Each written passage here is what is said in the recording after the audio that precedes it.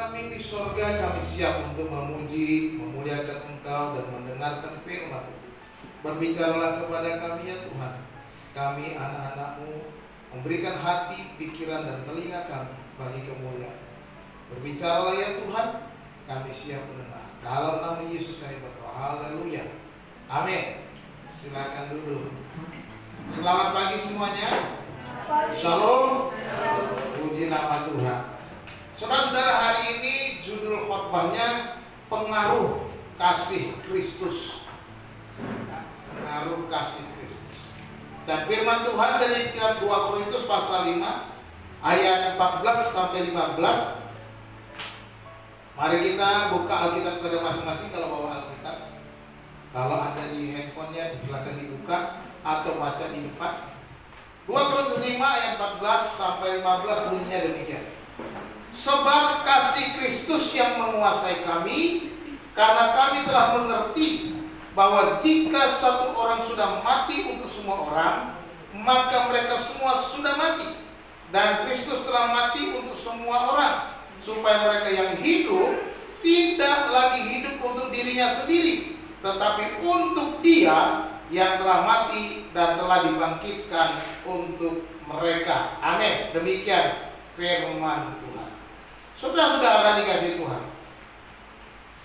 Ya, kita lihat sini surat Rasul Paulus kepada gereja di Korintus. Ini surat yang kedua di dalam Alkitab kita. Sebenarnya ada 3 surat Rasul Paulus. Ya, jadi ini cuma yang satu tidak masuk dalam kanon Alkitab. Ya, jadi ini surat kedua dalam kanon Alkitab. Rasul Paulus, kita tahu siapa dia. Dia dipanggil oleh Yesus Kristus menjadi rasul ketika dia membawa surat kuasa untuk menangkapi orang-orang Kristen di Damsyik, lalu membunuhnya, menghabisi orang-orang percaya pada waktu itu.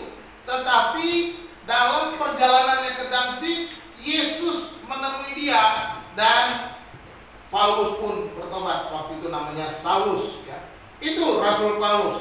Dia dipanggil oleh Kristus menjadi pemberita Injil bagi bangsa-bangsa, ya. Dia dipanggil bagi bangsa-bangsa. Secara khusus dia dipisahkan oleh Tuhan supaya pergi memberitakan Injil kepada bangsa-bangsa. Bangsa-bangsa itu artinya di luar bangsa Israel. Nah, dia meninggalkan semua masa lalunya dan kesempatan untuk hidup lebih baik. Mengapa saya katakan ada kesempatan hidup lebih baik? Dia seorang yang terdidik, seorang yang terpadam, seorang yang belajar di bawah kepemimpinan Imam Besar Gamaliel. Artinya ilmu pengetahuannya tentang Taurat itu sangat mumpuni.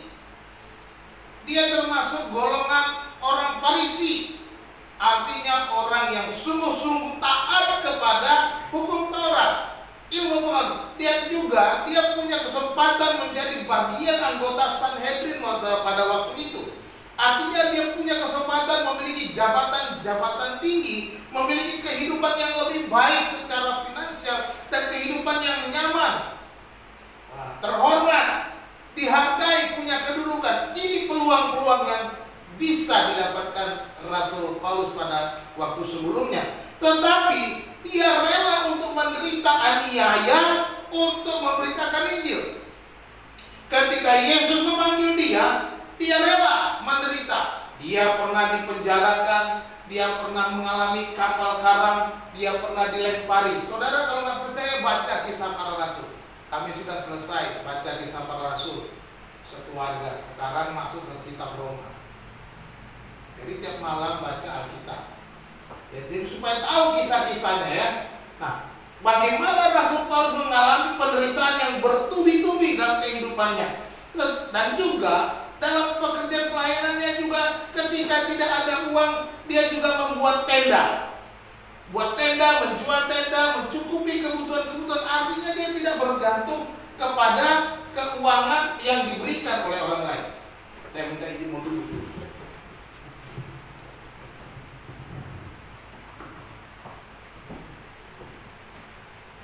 Apa yang membuat Rasul Paulus mau melakukan semuanya itu? Ya, apa yang motif? Itu adalah karena dikatakan di dalam ayat yang ke-14 tadi, kasih Kristuslah yang menguasai hidupnya. Ini yang membuat dia meninggalkan semua itu dan menyerahkan hidupnya kepada Kristus, melayani Tuhan, memberikan seluruh hidupnya, seluruh waktunya hanya untuk memuliakan, meninggikan Kristus. Ketika dia sudah dipanggil oleh Kristus, apakah pengaruh dari kasih Kristus itu? Nah, kata menguasai dalam bahasa asli itu suneko. Suneko. Dari kata suneko atau kata menguasai, kita akan belajar ada 3 hal makna daripada suneko, menguasai. Apa yang membuat Paulus itu mau memberikan hidupnya, pengaruhnya? Karena suneko kata menguasai itu yang pertama, itu artinya memotivasi. Bahwa kasih Kristus itu memotivasi hidupnya. Kasih Kristus memotivasi diri Rasul Paulus. Kata motivasi itu artinya sesuatu yang mendorong sehingga dia bisa bergerak, ya, yang menggerakkannya, yang menguatkan. Nah, ini kata menguasai. Jadi kata memotivasi itu berarti adanya dorongan yang kuat sehingga dia bisa bergerak melakukan sesuatu. Sehingga inilah kasih Kristus menguasai dia, memotivasi dia, mendorong dia, menggerakkan dia melakukan apa yang Kristus mau di dalam hidupnya, menyerahkan hidupnya sepenuh waktu kepada dia, memberikan dirinya rela mengalami tekanan, memberikan dirinya rela sekalipun dia bisa saja dalam keadaan kesendirian, memberikan dirinya rela untuk mengalami ancaman-ancaman, mara bahaya. Dia tetap melangkah, dia tetap melakukan pemberitaan Injil tanpa rasa takut. Ini yang menguasai. Ini yang memotivasi Rasul Paulus di dalam mengikut Yesus. Apakah yang memotivasi kita, saudara dan saya, untuk datang di tempat ini? Apa sih yang memotivasi saudara datang di tempat ini? Ada banyak orang yang datang ke gereja motivasinya mencari berkat. Siapa sih yang gak mau cari berkat? Siapa yang mau cari berkat datang? Malu-malu. Ngaku aja. Pada umumnya orang ke gereja dan rajinlah ke gereja karena seringkali rajin ke gereja maka engkau diberkati Tuhan. Amin, haleluya. Betul, ada berkat. Tetapi saudara dikasih Tuhan, janganlah berkat yang memotivasi saudara. Harusnya seperti lagu tadi. Kasih yang terindah, hati yang mulia, hanya ku temukan di dalammu, Yesusku. Kasih Allah lah yang harusnya memotivasi kita. Kasih Kristus yang sudah berkorban, kasih Kristus yang sudah mati untuk saudara dan saya, itulah yang mendorong kita datang beribadah. Kasih Kristus itulah yang harusnya mendorong kita, menguasai dan memotivasi kita supaya kita datang menghadap hadiratnya. Kasih Kristus itu satu-satunya yang harus menjadi motivasi kita, bukan berkatnya. Saya percaya ketika kasih Kristus itu yang memotivasi kita, berkatnya akan mengalir. Amin. Berkatnya pasti mengalir, berkatnya pasti tercurah, berkatnya pasti turun atas saudara dan saya, karena saudara punya motivasi yang benar kepada Tuhan dan saudara menghadap hadirat Tuhan, karena saudara mau memuliakan Dia, meninggikan Dia, karena kasih Kristus itu sudah memenuhi saudara, menguasai saudara, dan saudara melakukan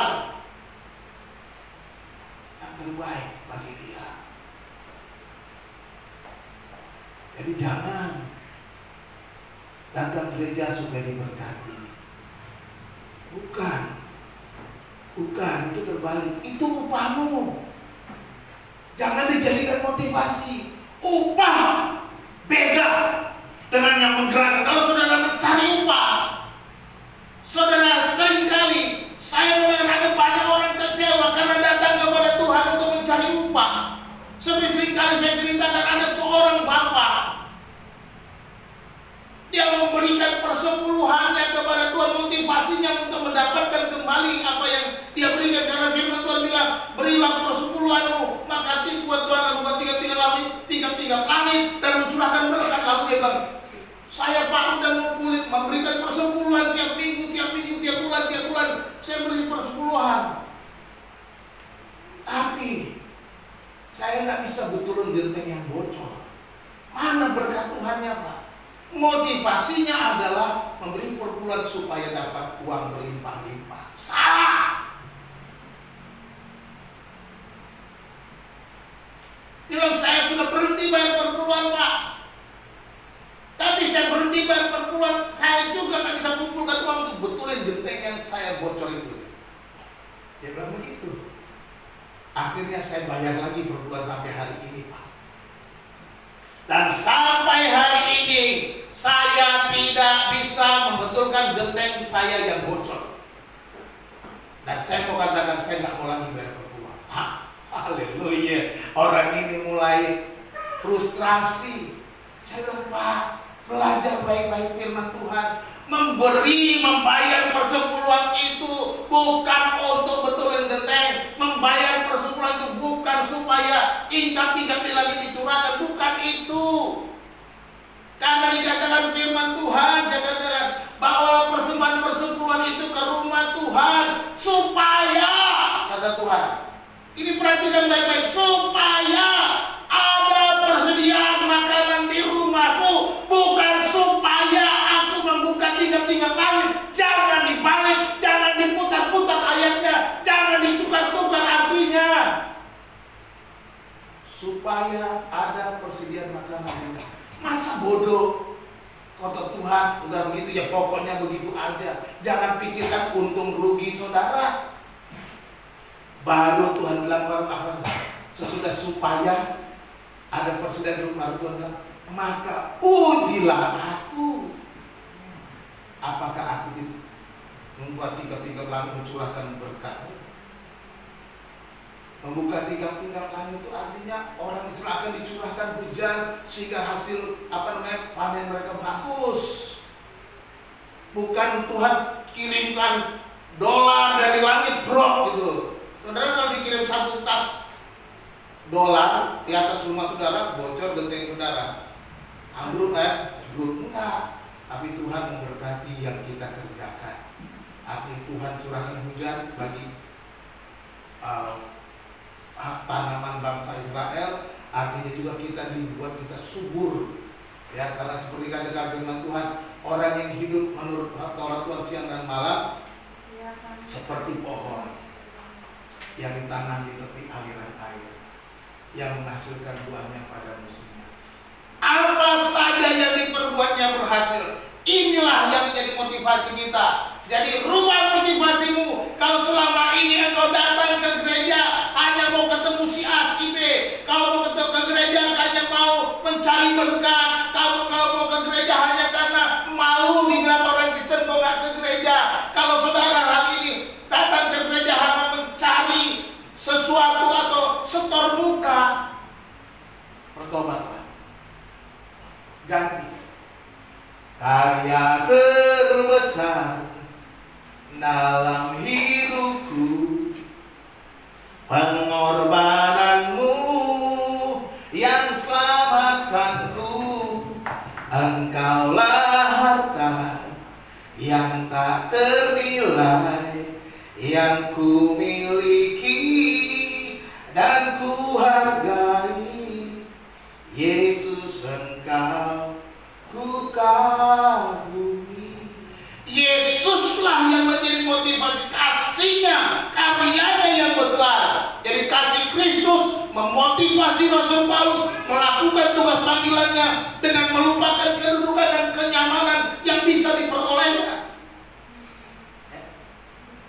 Bukan. Sampai. Klik sampai. Ya. Jadi kita melihat bahwa kasih Kristus itu, kasih yang terindah itu. Jadi kita jangan cuma nyanyi, ya, jangan cuma bilang kasih yang terindah, jangan cuma nangis bilang kasih yang terindah. Tapi saudara datang di sini merengek-rengek nangis hanya cuma mau bayar kontrakan, merengek-rengek cuma mau bayar uang sekolah, merengek-rengek cuma mau supaya dapat rezeki. Jangan itu upahmu. Soal upahmu Tuhan bilang, Allahmu tahu bahwa kamu memerlukan semuanya itu. Allah tahu. Saudara nggak perlu kasih tahu, Tuhan sudah tahu. Tuhan selalu memberi saudara tepat pada waktunya, menurut kesukaannya. Jadi jangan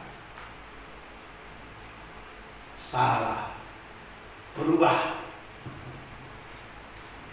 Kasih Kristus memotivasi. Itulah yang seharusnya mendorong kita semua melayani Dia, memberikan hidup kita kepadanya, ya, memberikan yang terbaik kepada Tuhan. Jadi bukan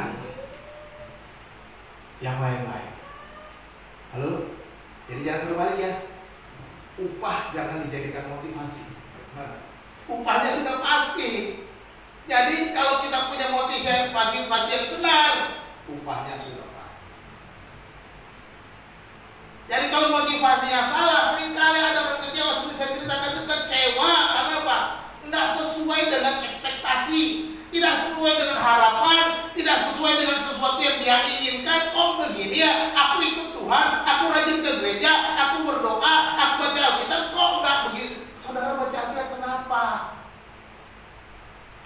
Saudara rajin ke gereja kenapa? Rajin berdoa kenapa? Melayani Tuhan kenapa? Kalau motivasi saudara supaya saudara diberkati, keliru. Tapi motivasi kita karena kasih Kristus sudah kita terima lebih dulu. Ya, Dia mengasihi kita lebih dulu, maka kita juga harus mengasihi Dia lebih dari segala-galanya. Amin. Amin.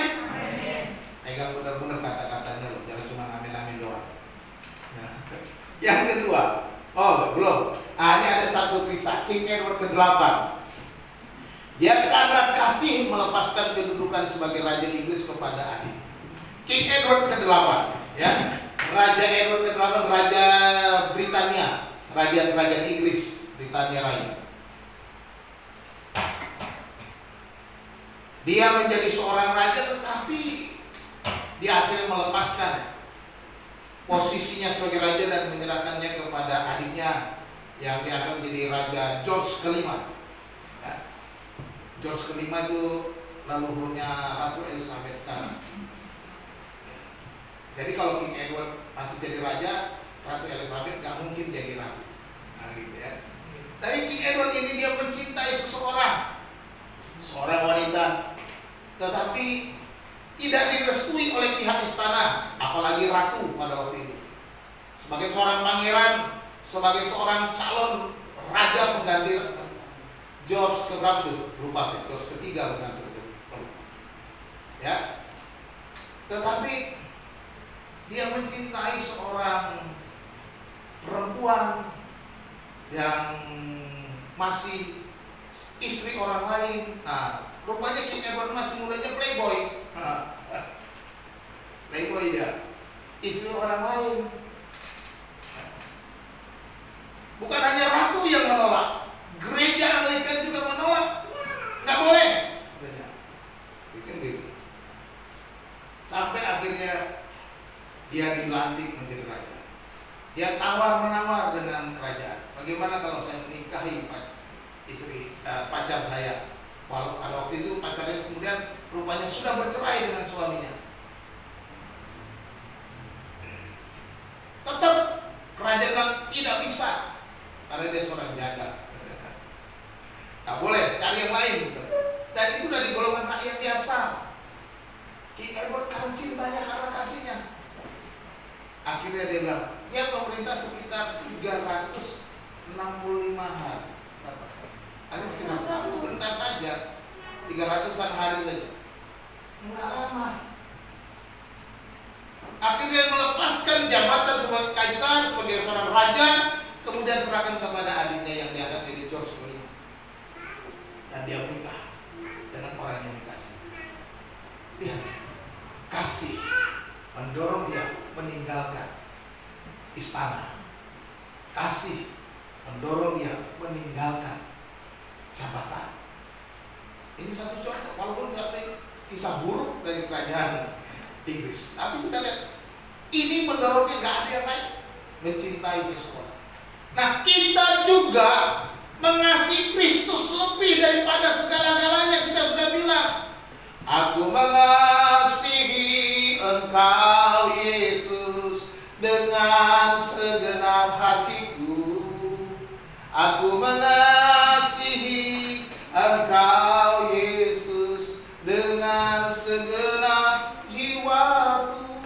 Kita bilang mengasihi Yesus dengan segenap hati, dengan segenap jiwa, tetapi kita tidak mau mengorbankan hidup kita, memberikan seluruhnya kepada Dia. Sebenarnya nol besar. Kasih Kristus itu memotivasi kita. Yang kedua, kasih Kristus itu menuntun kita.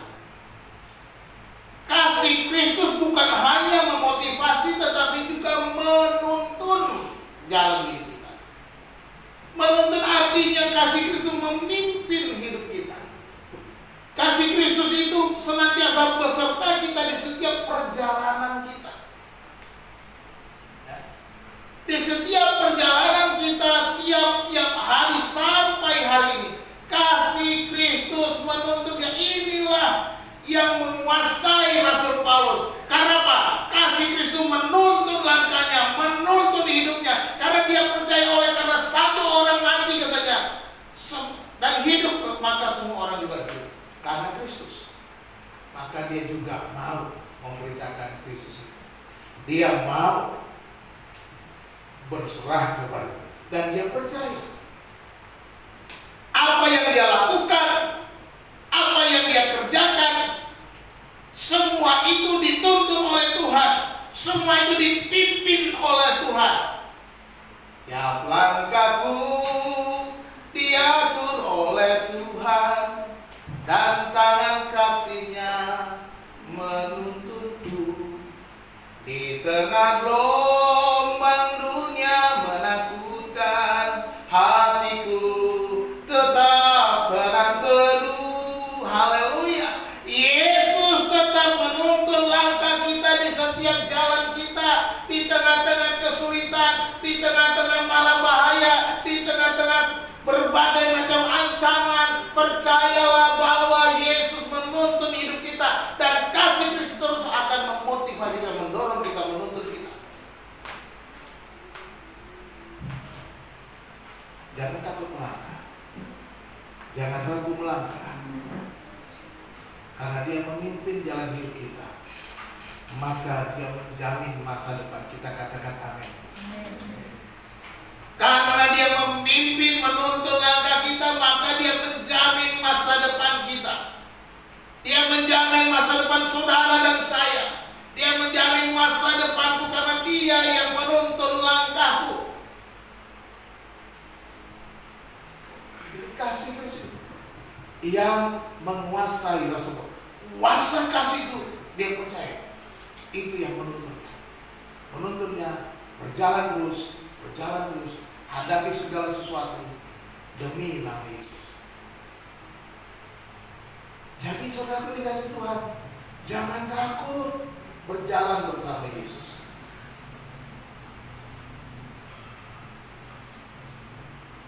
Jalan hidup tak selalu tanpa kabut dan pekat. Jalan hidup tak selalu tanpa kabut dan yang pekat, ya, tanpa kabut yang pekat. Jalan hidup kita tidak selalu tanpa kabut yang pekat. Atau lagu Tuhan tak pernah janji jalan selalu rata. Tuhan tak pernah janji langit selalu biru. Perjalanan kita mungkin berlika-liku.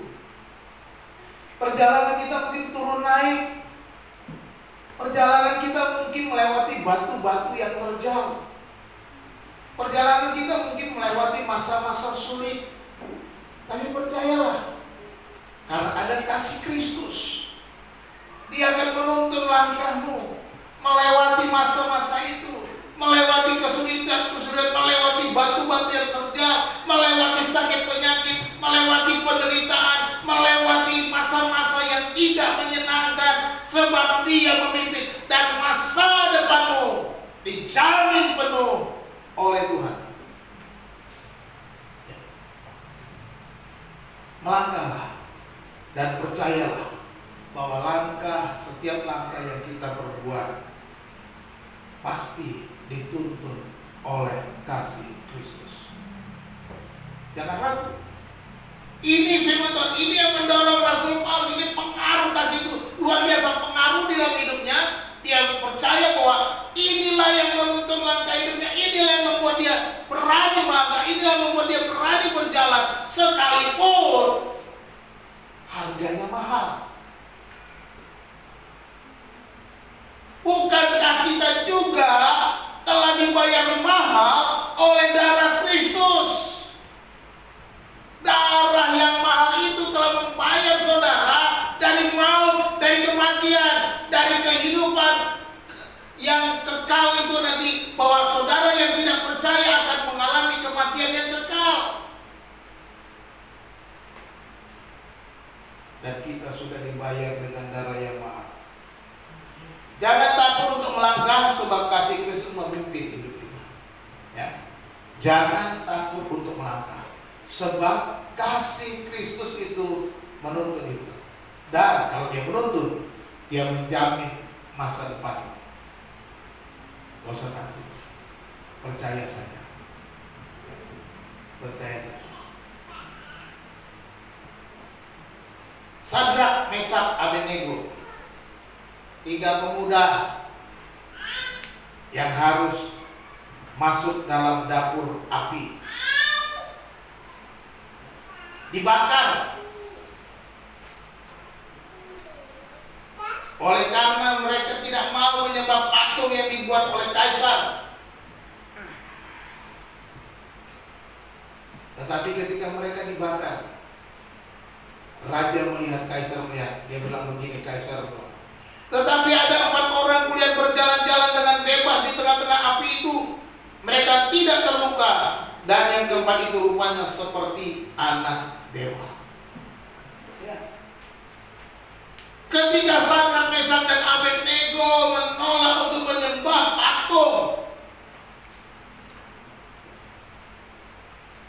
mereka siap dibakar hidup-hidup. Tetapi faktanya Tuhan menuntun mereka, memimpin mereka, menjaga mereka, memelihara mereka, sehingga raja bilang, kok ada 4 orang, bukankah 3 orang yang masuk ke dalam dapur perapian? Aku melihat 1 orang itu seperti anak dewa. Artinya bahwa Allah sendiri menyertai dia. Kristus ada di tengah-tengah Sadrak, Mesak, dan Abednego. Jangan takut. Kalau kau berjalan bersama Tuhan dengan sungguh-sungguh, Kristus ada bersama engkau. Bukankah Dia Immanuel, Allah yang menyertai kita? Bukankah Dia Allah Immanuel, Allah yang menyertai engkau dan saya? Percayalah, saudara Sadrak, Mesak, dan Abednego, kami tidak akan menyembah patung yang dewa dirikan itu, sekalipun kami harus masuk ke dalam dapur perapian. Tidak akan, kata Sadrak, Mesak, dan Abednego. Kenapa? Kasih Kristus menguasai mereka. Kasih Kristus itu menyertai mereka. Kasih Kristus itu bersama dengan mereka, sehingga kehadiran Kristus nyata dalam peristiwa ini. Kasih Kristus itulah yang memotivasi kita. Kasih Kristus itulah yang menuntun jalan kita. Saudara bisa berjalan, bertahan dalam situasi sulit untuk tetap ikut Dia karena kasih Kristus. Jangan karena yang lain, saudaraku, jangan terbalik. Ya, jangan terbalik, jangan karena upahnya, jangan dibalik-balik. Percayalah Dia menuntun. Dan yang ketiga, kata menguasai juga berarti menjaga. Kasih Kristus menjaga kita.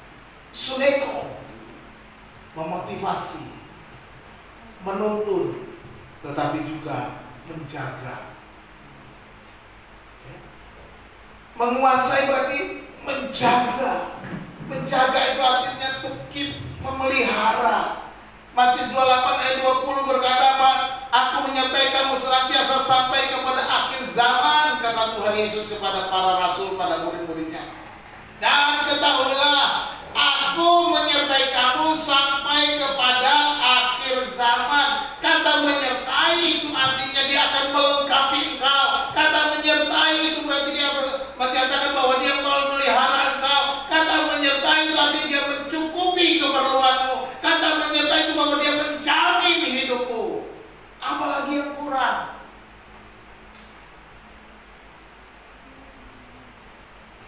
Saya kira nggak ada yang kurang. Saya membuktikannya dalam hidup saya. Saya membuktikannya sepanjang hidup saya setelah saya mau menyerahkan diri kepada Tuhan. Setelah saya menyerahkan diri Tuhan, ini aku pakailah, aku jadikan aku Allahmu. Sampai hari ini saya mengalami pertolongan dan saya mau memberikan diri saya karena saya sudah mengalami kasih Kristus itu. Dan Dia tidak pernah meninggalkan saya. Mazmur 23 ayat 4, aku tidak takut bahaya sebab Engkau besertaku, kata pemazmur. Sekalipun aku melewati lembah-lembah kekelaman, aku tidak takut bahaya sebab Engkau besertaku. Haleluya. Sekalipun melewati bahaya, bayang-bayang maut, sekalipun mengalami penderitaan, aku tidak takut sebab Engkau besertaku, gadamu dan tongkatmu itu yang menghibur aku, kata pemazmur dalam Mazmur 23. Banyak ayat yang seharusnya bisa menguatkan kita. Yosua 1 ayat 5, seperti aku menyertai Musa, demikianlah aku akan menyertai engkau, kata Tuhan kepada Yosua. Ketika Yosua diangkat untuk menggantikan Musa memimpin bangsa Israel untuk masuk ke tanah perjanjian di seberang sungai Yordan. Seperti aku menyertai Musa, kata Tuhan, demikian aku akan menyertai engkau. Saudara dikasih Tuhan, kita sedang dalam perjalanan, kita sudah ada di seberang sungai Yordan untuk masuk ke Yerusalem yang baru. Ya. Dan ayat ini harusnya kita pegang. Tuhan menyertai kita masuk ke Yerusalem yang baru. Amin. Jangan sampai kita cuma nyanyi, oh Yerusalem, kota mulia, hatiku rindu ke sana. Begitu ada masalah, saudara sudah ketakutan. Begitu ada penderitaan, saudara bingung. Begitu ada kesulitan, saudara, Tuhan nggak sanggup lagi.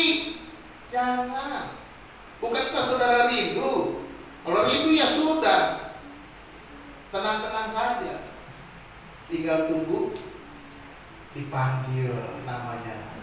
Bila namaku dipanggil tuh ada Fedi Mustafa, ada Tuhan, masuk. Udah gitu aja. Jangan sampai saudara nunggu-nunggu nggak pernah dipanggil namanya. Repot. Ya kan, nggak pernah dipanggil. Begitu kita kehidupan dibuka namanya disebut, nggak disebut-sebut, nggak dipanggil-panggil. Daftar udah habis, kita udah ngantri panjang-panjang, Pak, nama aku kok nggak disebut. Kasihan deh lu. Ya. Jadi ingat baik-baik, Tuhan menyertai langkah kita. 1 Samuel 17 ayat 37 bilang apa? Tuhan yang telah melepaskan aku dari cakar singa dan dan dari cakar beruang, Dia juga akan melepaskan aku dari tangan orang Filistin itu.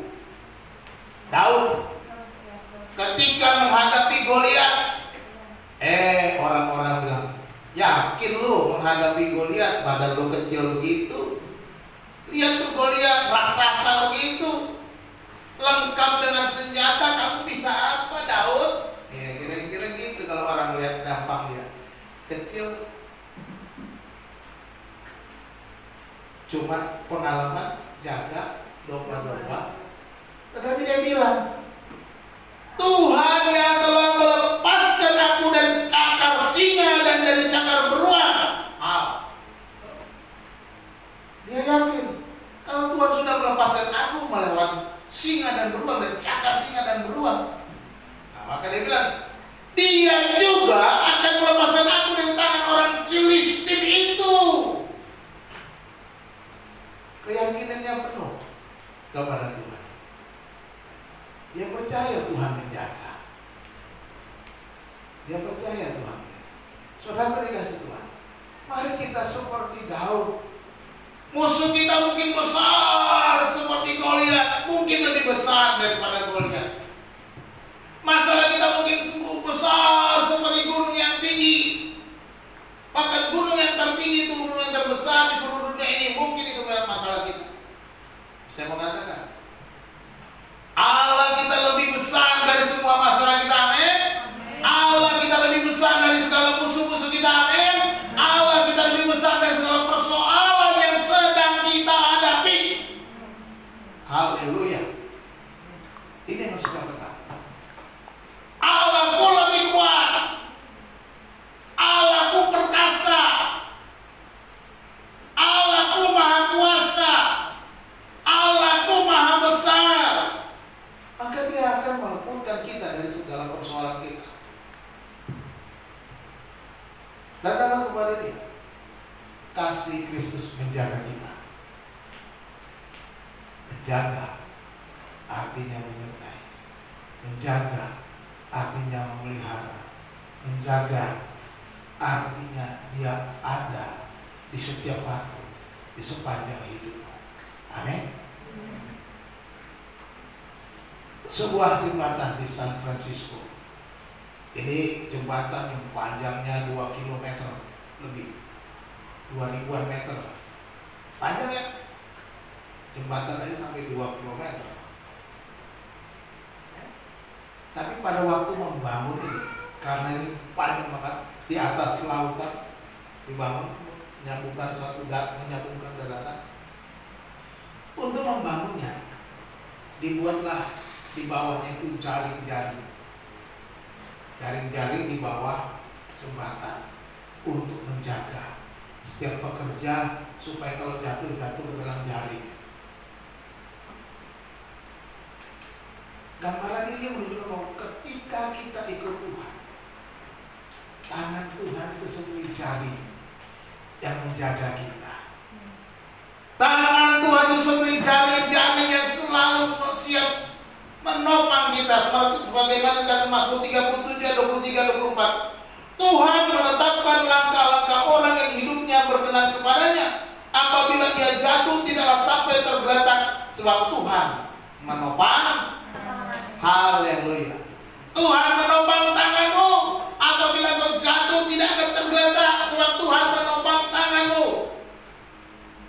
Apabila ia jatuh tak sampai tergeletak, sebab Tuhan menopang tangannya. Haleluya. Saudara dikasih Tuhan, Tuhan menjaga. Kasih Kristus itu menjaga. Mari kita berubah mulai dari hari ini. Biarlah kasih Kristus itu yang memotivasi kita. Sebab kasih Kristus itu juga yang menuntun langkah-langkah kita, memberikan masa depan bagi kita. Kasih Kristus itu juga yang menjaga hidup kita. Oke, lanjut. Penutupnya sudah penutup. Haleluya, kata si Pedi. Manis. Kasih Kristus memotivasi. Oleh sebab itu lakukanlah segala sesuatu karena dorongan kasih Kristus. Lakukan segala sesuatu bagi Tuhan karena dorongan kasih Kristus. Ya. melayani Tuhan, jangan lupa.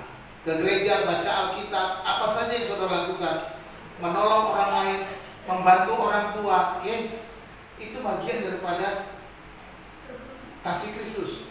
Jadi jangan mendorong orang tua karena makanya saudara kalau membantu orang tua sering mengeluh, kenapa? Karena saudara merasa cukup kerja. Kok gua belum? Itu. Tapi kalau kita melakukan itu karena kasih Kristus, kita nggak bilang gua mulu. Kita akan melakukan dengan sukacita. Kita didorong motivasinya karena kasih Kristus. Jadi lakukan segala sesuatu karena dorongan kasih Kristus itu. Yang kedua, kasih Kristus itu memimpin. Oleh sebab itu ingatlah bahwa masa depanmu terjamin dengan kasih Kristus memimpin langkahmu. Masa depanmu terjamin. Halo, siapa yang punya cita-cita, siapa yang punya masa depan, saudara dijamin oleh Tuhan. Oleh sebab melangkah di dalam Kristus. Seperti Paulus yang melangkah. Percaya bahwa Tuhan memimpin hidupnya. Yang ketiga, kasih Kristus itu menjaga. Berarti kita harus kasih Kristus memelihara dan menjamin keamanan kita. Ya, kita terjamin. Hidup kita terjamin. Sekali lagi, motivasinya dirubah dulu. Jadi terjamin dulu, udah pasti. Itu bagian daripada upah. Yesus menjamin hidup kita karena kita memiliki kasih Kristus. Tuhan Yesus memberkati, kita berdoa. Segala puji hormat syukur kepadamu ya Tuhan, oleh karena kasih-Mu yang besar, kasih-Mu yang ajaib, kasih-Mu yang luar biasa bagi kami. Engkau sudah mati bagi kami, mengampuni dosa kami, menebus kami, membayar kami dengan darah yang mahal. Dan pada hari ini Tuhan, kami bersyukur sebab ini menjadi motivasi kami yang baru. Kami mau melayani Engkau, melakukan segala sesuatu oleh karena kasih-Mu yang besar. Dan kami percaya Engkau juga akan menuntun kami, memelihara kami, memimpin hidup kami, dan bahkan juga menjaga kami di setiap langkah kami. Terima kasih Tuhan, terima kasih untuk firman-Mu pada hari ini. Hamba-Mu berhenti, Roh Kudus biarlah Engkau terus berbicara. Menolong kami, baik yang ada di rumah dan di tempat ini, dan semua yang mendengar firman Tuhan kapanpun pada waktu menonton dari rekaman video ini, biar Tuhan memberkati. Hidup mereka diubahkan, hidup mereka dikuatkan, hidup mereka disegarkan, hidup mereka diberkati oleh karena motivasi yang benar. Terima kasih Tuhan. Terpujilah nama-Mu, di dalam nama Yesus Kristus kami berdoa. Haleluya. Semua yang percaya katakan amin. Tuhan Yesus memberkati.